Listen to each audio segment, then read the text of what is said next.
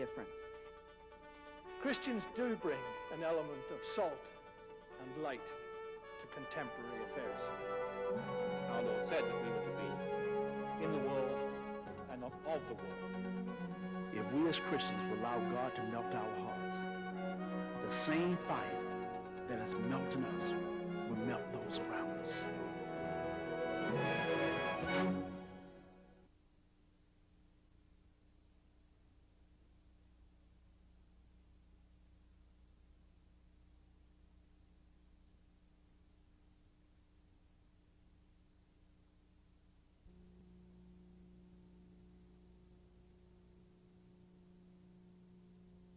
The subject which I have been given for this final paper of the conference is to reflect upon the significance of education in the communication of the goals, the arguments, the concerns which are our focus in the field of bioethics. And the title I've given to my presentation, as you have in the folder, is The New Medicine and the Educational Imperative. The gathering pace of cultural change, which is pitching us ever nearer to the post-Christian society, is that of a fundamental shift in the belief and value systems of our culture. And as well we know, while there are complex global dimensions to cultural questions, for better and for worse, our culture, Western culture, this amalgam of classical Judeo-Christian, post-Christian culture, is far and away the dominant culture in the emerging global dimensions of human identity. And at the heart of these cultural shifts, as we move into and regroup around post-Christian norms, at the heart of what I have always introduced to my students as the resetting of the defaults of Western civilization. At the heart of all of these developments, and I think one can argue in a, if you like, a leading role among them, is the question of bioethics. And I think it is fair to say that while some of us, because this is our special interest or the special interest which brings us together, may regard bioethics as quite the most important thing in the universe, in the same way that stamp collectors and treasure hunters and it may well be railroad engineers regard what they do as quite the most important thing in the universe, there is a case to be made for the centrality of the question of bioethics among all these changes taking place in the culture. And wherever it isn't my place this afternoon to make that case, I shall advert to it as we begin in order to set the proposals which follow in what seems to me to be their most appropriate context.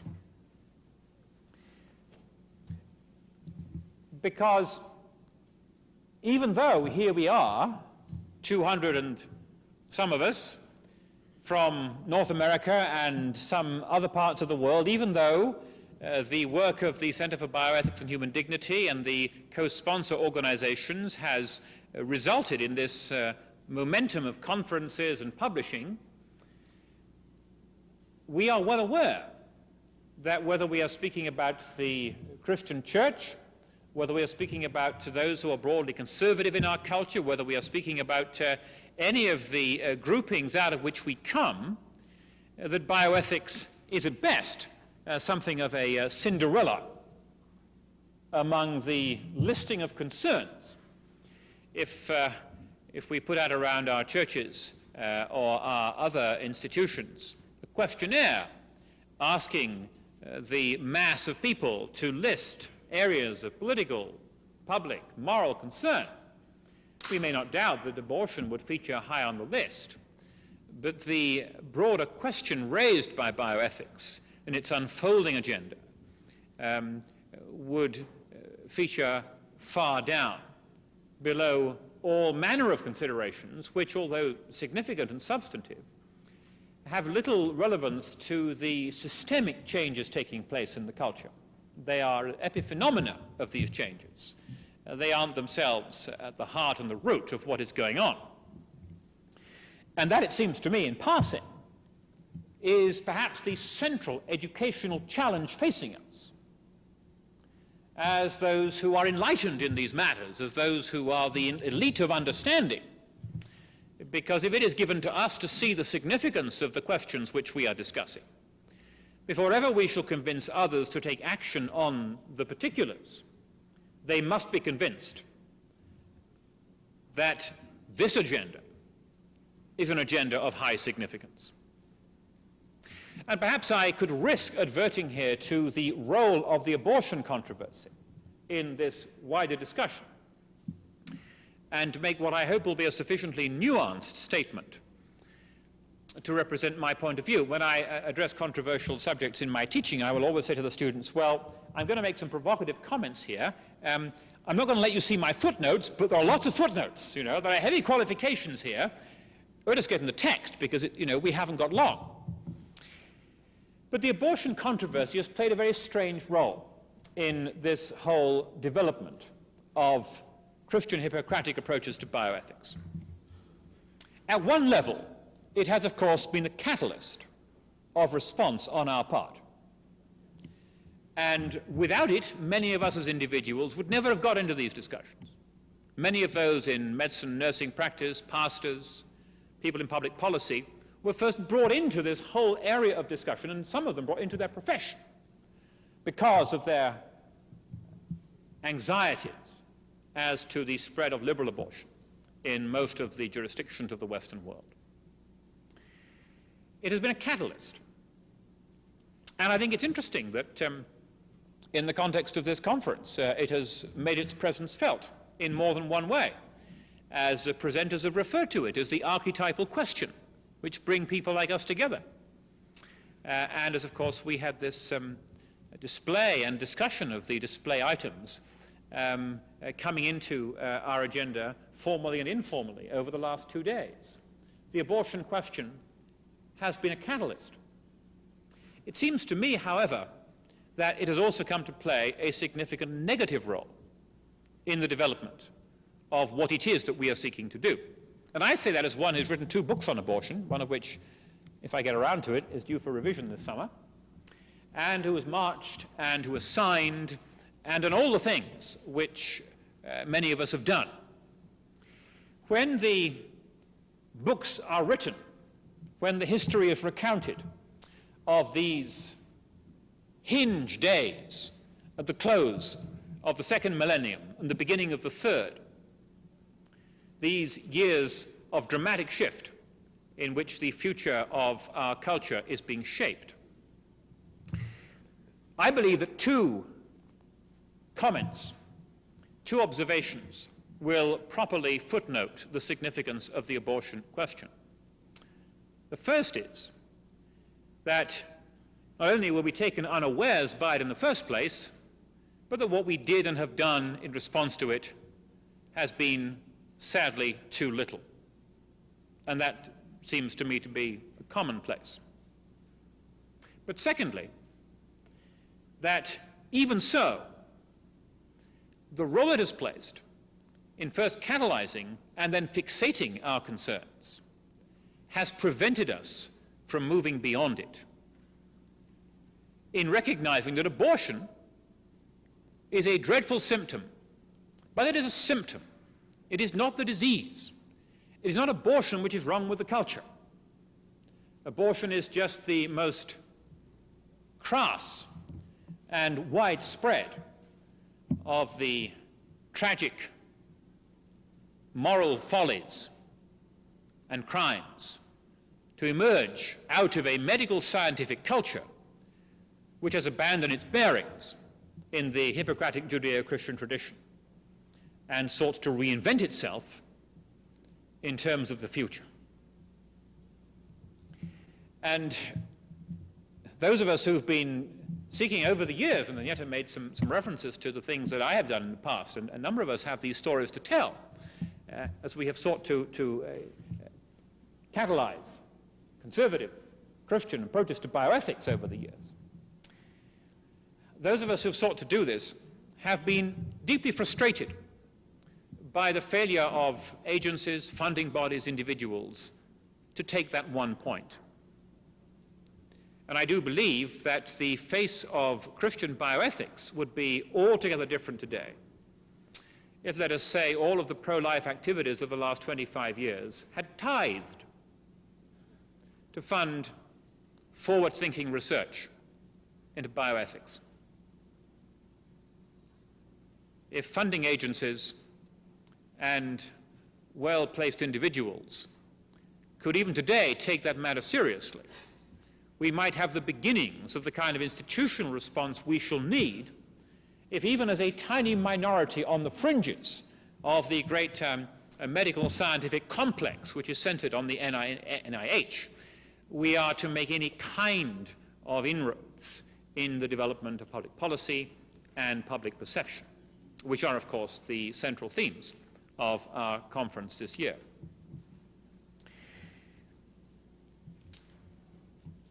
As we seek to move beyond, the crucial need is to take a systemic approach, to seek a programmatic understanding of what is going on.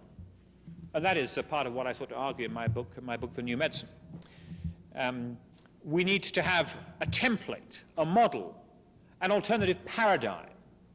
We need not to be caught up in the ad hoc response, reaction syndrome, which has characterized so much of our engagement in this discussion. I'm not saying that there aren't times when we have to come up with an ad hoc response. It may be a knee-jerk response. If you're under attack, you do what you need to do. But altogether more fruitful will be the kind of initiative-taking, research-building, educational, and indeed future-minded projects in which we may gain initiative, in which we will come to be regarded as those who have understood the times, because we've been able to see the way in which things are going, the kind of initiatives in which we will, it may be, find that the prophetic role which we seek to play in the culture will be performed with some measure of adequacy in a way in which it has hardly been in our own generation.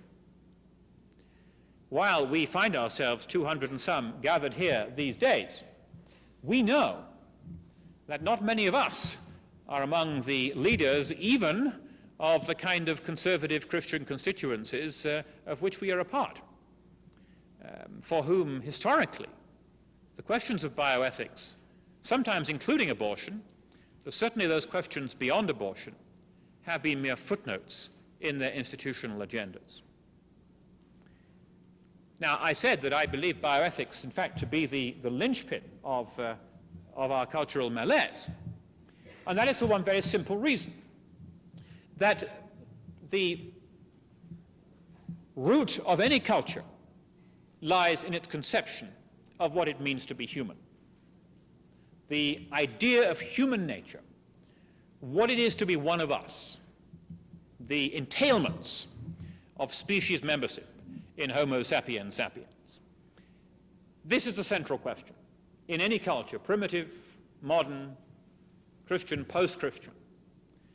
And everything else is, other things being equal, an unfolding of that first principle. That seems to me to be a truism. And yet if it is the case, then that feature in the culture which is closest to the defining of what it means to be human, the redefining of what it means to be human, is the one to watch. Because here, and this seems surely is indeed the agenda of bioethics, people say, what have all these things got in common? You know, what have abortion and euthanasia and nanotechnology and the Genome Project and, you know, transplant, resulting, what have all this stuff got in common? It's, you know, well, medical, scientific connection. What it has in common, my friends, is that the whole enterprise is an attempt to define, to redefine what it means to be human. What are the rules of engagement of human being,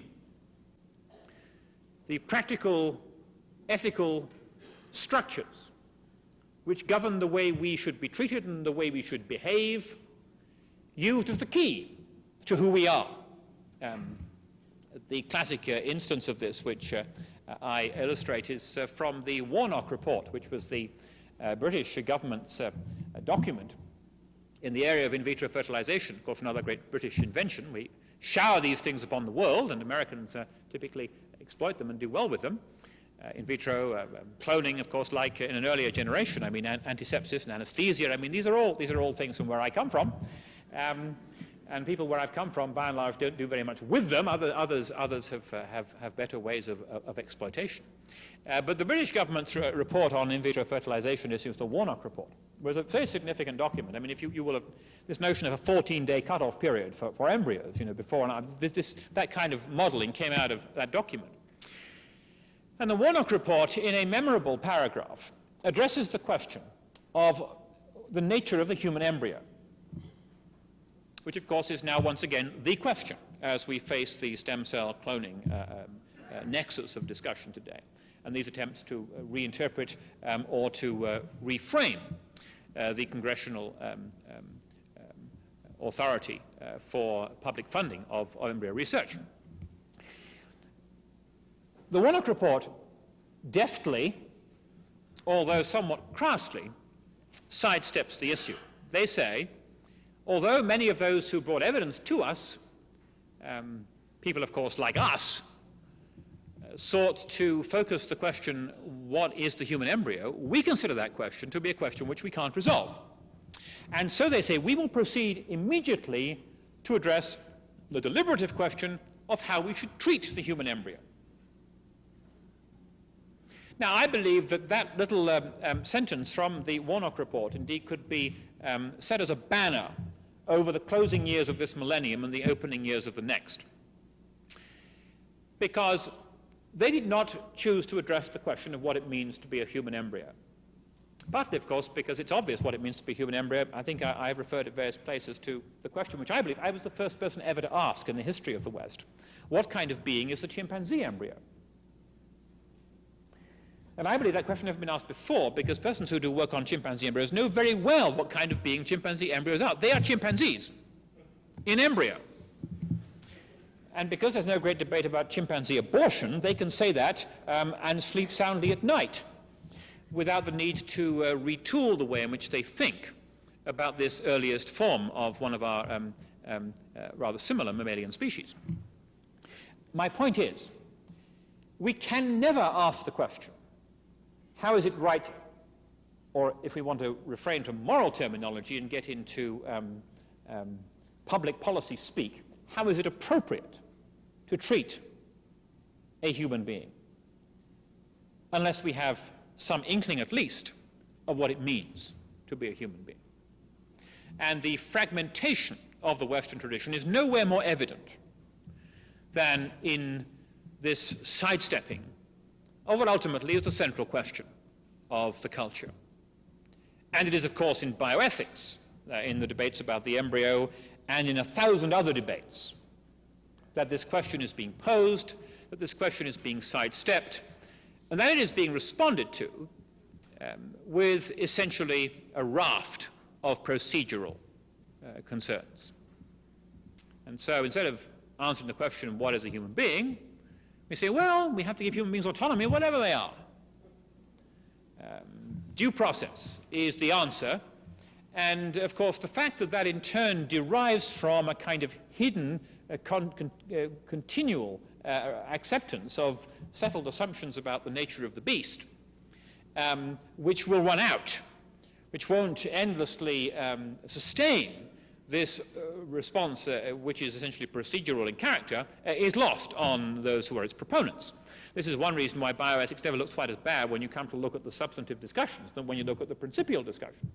Because the principial discussions take us way beyond the Judeo-Christian consensus. The substantive discussions usually try and get us back inside it. And the reason why most people don't think things going on in bioethics are all that bad is precisely that. And so we begin to see the need for an educational response. And by that, I'm not simply speaking in terms of educational institutions like this one. I am speaking in terms of the educational imperative which confronts us, both within our own constituencies and in the public square. Now, I will make one or two practical proposals of what seem to me to be good ideas coming out of this kind of analysis, and then it may be we can have a few minutes for questions and discussion before we break. It is the case that the educational response to these questions on the part of, if you like, our constituency, our constituencies, has, to use, I think, what is the appropriate technical term, been pathetic. All we have to do is look at our favorite educational institutions which sympathize with our position, and see what they are doing to educate students, or to educate church members, or to educate mailing list recipients of whatever organization it may be in the matters of bioethics. And with very few, very limited exceptions, they are making little or no effort at all. If it is the case that here we have indeed the fulcrum of the culture, if at the end of the day it is here, more than anywhere else, that we have the cockpit of engagement between the old culture and the new, and the redefining of humankind, then this is truly extraordinary. And though blowing of one's own trumpet, institutionally or personally, is a little easier for Americans than Brits, I'm learning, we're given to false modesty, which has the same effect, but it's a more comfortable thing to do. Yes, I can see how tired everybody is this afternoon. Even my modest humor is having an even more modest effect than usual. It is the case that we have in this institution, which was my employer until 2 weeks ago, this institution, Trinity, we have developed some modest programs of this kind. Some of you know all about them. Some of you are engaged in them, but I'm going to run through 3 or 4 because it seems to me they're good ideas. And they're ideas which, as far as I know, are not being copied or paralleled in many other institutions. Some of them are certainly unique, in that we have a graduate program in bioethics in the seminary and in the graduate school. We have a Doctor of Ministry track in bioethics for pastors. We have an undergraduate bioethics minor, which, when I last checked Peterson's list of minors, was the only one in the whole of North America. Maybe bioethics is too minor a minor for them to pick it up, but there was not one on their list. Now, there are, of course, 100 plus very evangelical colleges and universities. There are many Roman Catholic institutions, some of which are seriously religious and very committed to these concerns. There are other religious institutions of various kinds. Putting together at least some of these programs is a matter for an afternoon and a piece of paper and 3 well-intentioned faculty members and 1 administrator. I mean, this is not something that requires foundation support. That at least is how we did these things. Institutional response from educational institutions. We hoped 6 or 7 years ago, when we put these things in place over a number of years, that we would soon have many competitors and people would follow the example, and we would look forward to collaborating with other schools in these processes. And so far as I am aware, the line has been short. You may be a board member of one of these religious institutions. You may be a significant donor. You may have a president as a next-door neighbor. We have all kinds of potentially influential relationships with institutions. And indeed, it was the farsightedness of one former board member here which led to funding for the consultation which I chaired, 7 years ago now, which led to the establishment of the center and these programs, and Dr. Kilner joining us for this purpose. I mean, there are roles which we can all play. And the opportunities we have in our own confessional, ideological institutions are immense. And the degree of responsibility which has been taken by these institutions in what is a central area of concern, if not the central area, as I want to argue, has been almost invisible. How can you have a pre-med program in a confessional institution which isn't structured around the kind of moral understanding of medicine which we talk about? And yet most of our religious schools have pre-med programs that are barely distinguishable from chemistry and biology majors. That is merely one example. So our colleges, seminaries, graduate schools, those which are confessionally aligned with the kind of vision we have extraordinary opportunities.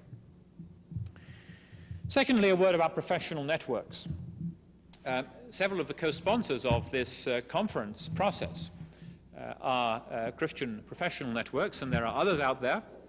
And these networks have different views of themselves. They see themselves partly as fellowship organizations, partly as opportunities for networking among Christians from the profession.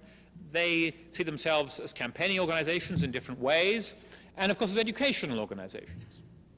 And I make a plea for the central significance of education in the bioethics questions among these networks, so that one of the prime goals of any network of Christian professionals as we move into the third millennium AD should be the radical orientation of the members of the network in respect to those particular issues which affect them in their own professional practice in relation to this resetting of the defaults and the abandonment of the ground rules of the culture, of which they have been a part and of which they have now become countercultural operators, networks semi-underground, working as conservatives for the continuities of the good in the old culture, but increasingly as radicals for the restoration and the remediation of a situation of increasing cultural realignment. Interesting, I mean, you know, some of us get asked to go and do workshops on ethics, bioethics at all sorts of conferences, physicians and lawyers and people like that. These tend to be peripheral activities. And that seems to some of us a question. Aren't I being subtle this afternoon? Thirdly, the question of the churches. Churches tend not to think of themselves as being educational organizations primarily, and that I suppose is good, because they tended to be worship organizations for the benefit, first of all, of God, which itself is somewhat lost sight of, as they tend to retool themselves to be membership organizations for the benefit of their members. And this is part of the problem of being in this world and yet also in the world to come. But the church has as one of its essential responsibilities the education of its members and those who adhere to the local church, both in respect to the faith itself and, equally importantly, it seems to me, the two are not in competition. They are both on the same level. The significance of the faith for the culture, the age, the year, the location in which people live. Part of the challenge, I think, to theological seminaries is to work their way through to part two of that set of responsibilities in a way that some of the more conservative schools find it very hard to do. By the same token, others, and some also which would regard themselves as being conservative, have made too rapid a progress and begun to lose touch with part one. But unless the church can educate people in the faith and then educate them in the relevance of the faith to the culture, the church, of course, is a complete waste of time, because it provides a place for singing and other entertainment activities which has no connection with the religion of the Christian faith and its stated purposes. Our Lord said that we were to be in the world and not of the world. And getting that balance right has been the great challenge which, generation to generation, the church has often come close to failing outright. And in our generation, as we find the defaults being reset, as we find secularization almost as rampant within the church as outside, and nowhere more so than in the incipient attitudes to issues in bioethics, and this is no news to those of us who, of course, mix in church circles and get asked to do seminars and Sunday school classes and discover what people out there are really thinking about these things, which is nothing at all different from what they get in the news magazines. It is the case that as the cultural wheel turns, the secularization of a church is not largely coming from outside. I mean, church-state issues are important. We have to defend religious freedom. Those issues are significant. But the church will not be secularized by government decree. The church is being secularized by the secularization of the worldviews, the religious attitudes, the moral vision of each and every one of its members. And because each and every one of us, and most of us are members of churches, know in ourselves how this secularization process has begun to take root, because we find, 21st century secular man and woman in here as well as out there. And we are the elite. We are the ones who come to the conference. We are the ones who understand, at one level, what is going on. Those who sit beside us in the pew are lost to the distinctives of the Judeo-Christian worldview. Day by day, incrementally, more and more, the church is being secularized from the inside to the out. Ironically, one of the reasons why the culture out there is being secularized is because the church doesn't want to get involved in it. Because the old saying, all that is needed for evil to triumph is for good men to do nothing, Edmund Burke, wasn't it? Well, this, of course, is the story of American fundamentalism, and it's the story of the capacity which we have retained in our various denominational traditions to avoid cultural engagement, or to take cultural engagement in the doses that we like. So maybe we're anti-abortion, or maybe we're anti-something else that we think is bad out there, and that's good. But the notion that we have some kind of holistic, programmatic, systemic response, which is focused in the education of our people to be countercultural agents and to work for alternative values, to pick up all this 60s stuff we were reminded of the other night by our guest, indirectly, to pick up the language of the counterculture, which seems to me to be central to our self-understanding, as we can no longer be conservatives in a culture which has closed the door to the tradition. We have to retool as subversives.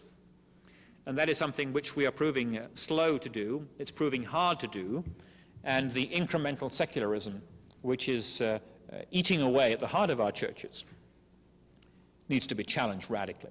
I mean, I think it's astonishing that sort of medium-sized churches don't every week have at least one class running somewhere addressing bioethics.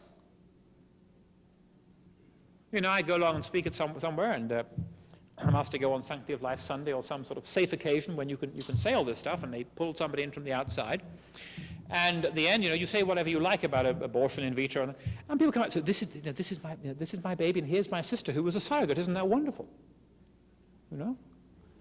And what do you say? Well, you don't say yes, but you do try and avoid having a seminar on bioethics on that occasion in the face of these poor people who have been quite misled into thinking that what they had done is the proper thing to do.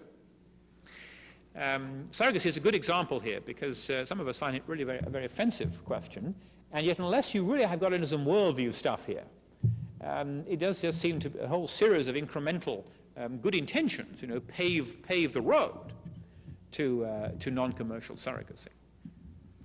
And it is a strange distortion of matters which, of course, and this is the central practical issue in the whole reproductive agenda, in the decentralizing of the significance of the child. Church education opportunities, and were I retooling the curriculum of this seminary we have on campus here or some other, pastors every day of their lives, every week of their lives at least, And some of you are in this category. They're doing bioethics. They may not know it. Whether they're going around hospital visiting, or people are coming to them with these infertility issues, or they're counseling elderly people, bioethics is the name of the game. And unless they happen to be motivated, even here where we have these things on tap, they won't get very much, because I don't think any seminary has in its core curriculum bioethics requirements. That really is extraordinary. Fourthly, a word about centers. And here, as Agneta said, I have had a role in establishing 2 different bioethics centers. I'm a believer in centers. It seems to me, if you're looking to leverage cultural influence, buy a center, build a center, keep one under your bed. I mean, what a wonderful thing it would be if the 200 people in this room went home and founded a center each. It can be done. Leverage. See, we don't have great campuses. We don't have enormous resources. There are money and there are institutions, and North America is awash when you compare it with the rest of the world in those resources. But we do have a capacity to challenge the culture creatively, to engage in the kind of guerrilla tactics which subversives find very effective. And there's nothing quite as effective as founding a center. It's a honeypot to journalists. They want comment. They have a Rolodex. They have half an hour. You have a center. Centers are wonderful ways of developing arm's-length projects. Faculty hasn't got a vote on what they do. There's smiles from those who understand academic administration that it challenges around the room. Centers have flexibilities in collaboration with other institutions. They have the capacity to publish. Get a center, get a journal, get a website. Anyone get a website now. A couple of days you can be up and running, do it yourself. I mean, this is very much, we have here the internet essentially is the greatest tool for intellectual subversives that God could ever have given us.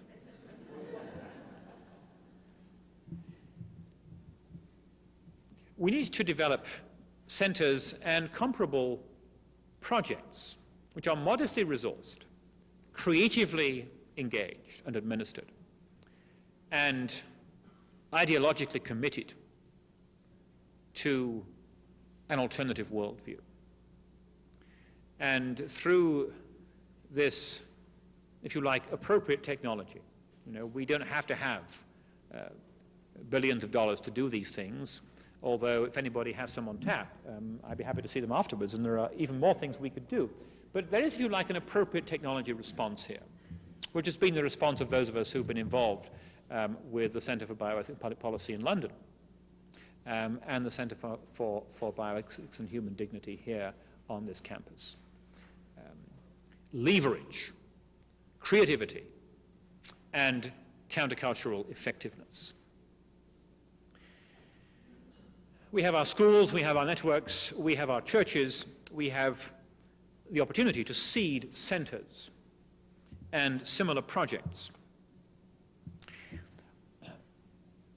If we are asking ourselves, as we confront the ending of this millennium, which of course, as those of us who are mathematically informed know, is a year later than most people think, because Dionysius Exiguus, the Christian who way back designed the modern calendar, and the Venerable Bede, the Northern English monk, another Brit, who popularized it, as was pointed out in Atlantic Monthly recently, a year or two ago, they both made the mistake of neglecting to have a year zero. And so all this millennium celebration stuff is foreshortened. We shall be able to have a happy millennium without worrying about Y2K in a year and a half's time. But as we move into the third millennium still dated Anno Domini. It is one of the great ironies of the world. I never cease to make this point when I have opportunity. But even the New York Times, or even, let us say, even the Washington Post, even briefs filed by the ACLU are dated in this year of our Lord. But as we move into the third millennium, we need to gird up our creative and countercultural loins and recognize that the issues in bioethics are the central questions facing the human race, because they are the questions which will define our understanding of what it means to be human. And we need to set as a target to convince at least our constituencies that that is the case, and then to let them free to play their part in the culture. In prophetic testimony, it may be. In intentional translation work, it may be, as we speak in the language of the land and communicate in the public square. Prophecy and in translation, to let them loose to do the work of upholding the dignity of Homo sapiens sapiens, made in the image of God, and to challenge the culture to be true to itself, because at heart of the crisis of the contemporary culture is this rerun of the Enlightenment desire to promote man, humankind, as a measure of all things, and yet, of course, the perennial tragedy that the more you focus upon human dignity at the expense of the dignity of God, the more you finally fail. But we have an alternative message. Let's get it out. Thank you.